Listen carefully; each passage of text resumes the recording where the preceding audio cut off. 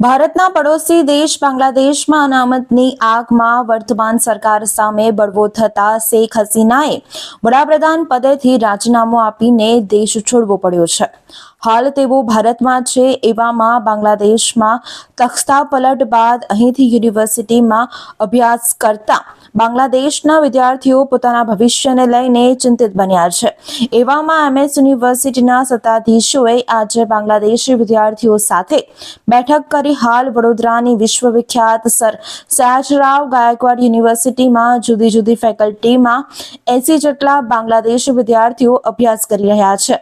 અત્યારે બાંગ્લાદેશમાં અનામત મુદ્દે ચાલી રહેલી હિંસાને લઈને યુનિવર્સિટીમાં અભ્યાસ કરતા બાંગ્લાદેશી વિદ્યાર્થીઓની સુરક્ષા સુનિશ્ચિત કરવા માટે આજે એમએસ યુનિવર્સિટીના ઇન્ટરનેશનલ અફેર્સ ડિપાર્ટમેન્ટ દ્વારા 80 વિદ્યાર્થીઓ સાથે બેઠક યોજવામાં આવી હતી। આ બેઠકમાં એમએસ યુનિવર્સિટીના વાઇસ ચાન્સેલર ડોક્ટર પ્રોફેસર વિજય શ્રીવાસ્તવ, રજિસ્ટ્રાર સહિત અન્ય સત્તાધીશોએ બાંગ્લાદેશી વિદ્યાર્થીઓ સાથે વિવિધ મુદ્દાઓ પર ચર્ચા કરી હતી। આ સાથે જ તેમના પરિવારની સ્થિતિથી વાકેફ થયા હતા। हम आपके साथ हैं और इसीलिए ही मैंने आपको आज this is why I called you because of this reason हम आपको बताना चाहते हैं आप मेरे बच्चे हैं। आप यूनिवर्सिटी के बच्चे हैं या आप बड़ौदा शहर के बच्चे हैं, गुजरात के बच्चे, इंडिया के बच्चे हैं प्रेजेंट, और हमें आपके लिए कुछ भी करने के लिए हम आपके साथ तैयार हैं।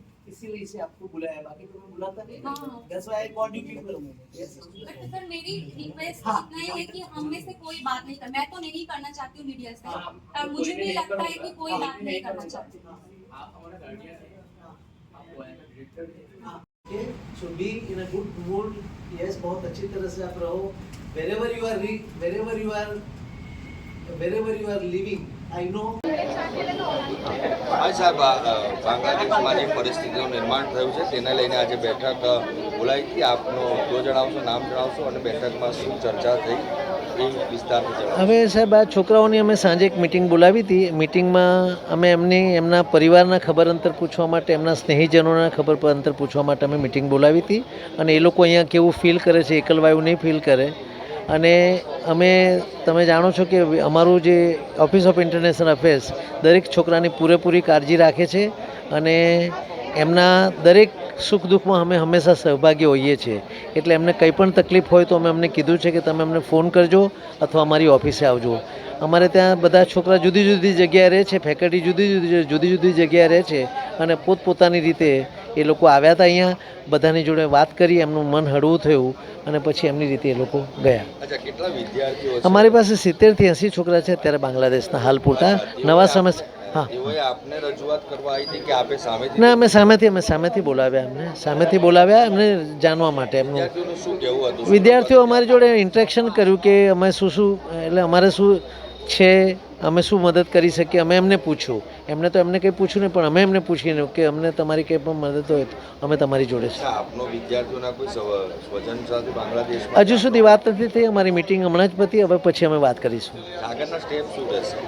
સાહેબ, એ તો હવે અમે જે રીતે, હું તો સંસ્થા યુનિવર્સિટીનો કર્મચારી છું, અમારી જે રીતે યુનિવર્સિટી અમને આદેશ આપશે એ પ્રમાણે આગળ વધીશું। યુનિવર્સિટી જાતે ડિસિઝન લીધું કે કેન્દ્ર સરકારમાં? ના, તો સાહેબ અમે તો યુનિવર્સિટીના કર્મચારી છે, એટલે યુનિવર્સિટી તરફથી અમારે એ છોકરા અમારા છે એટલે અમારે કાળજી રાખવી પડે, જે અમે રાખીએ। હું ડૉક્ટર ધનેશ પટેલ, ડાયરેક્ટર વિદેશ વિભાગ, એમએસયુ બરોડા। વડોદરાના સમાચાર જુઓ તથા આપણી ચેનલને સબસ્ક્રાઇબ કરો અથવા સંપર્ક કરો।